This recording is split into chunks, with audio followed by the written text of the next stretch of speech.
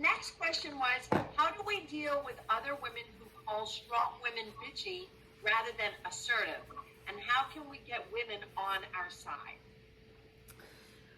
We have, for a lot of us, been conditioned and encouraged from a very early age to play smaller, to don't toot your own horn, be humble, just be grateful. Nobody needs to hear about all these great accomplishments, because how will other people feel?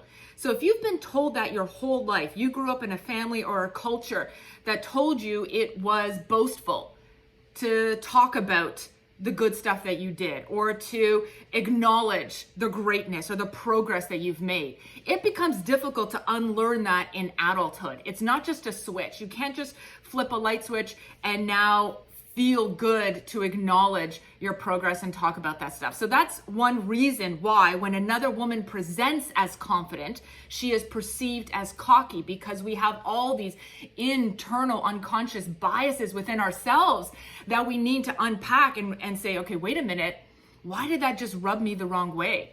Why did her acknowledging the job that she did well, why did that bother me?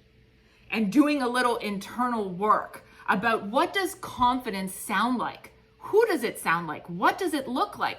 Oftentimes, confidence is perceived as your standard white male default. And confidence isn't perceived as a woman, as a Black woman, as an Indigenous woman, as a woman of color. And so we need to unpack those ideas. We have to have uncomfortable conversations.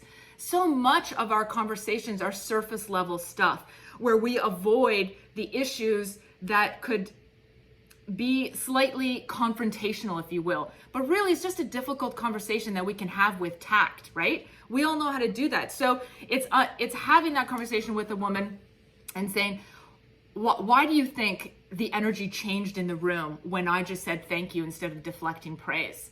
Have you ever felt like other women perceived you as cocky when you owned it? And what does it mean to own your accomplishments? And really having those conversations at work, one-on-one with family members, and interrupting the deflections of praise when you see it.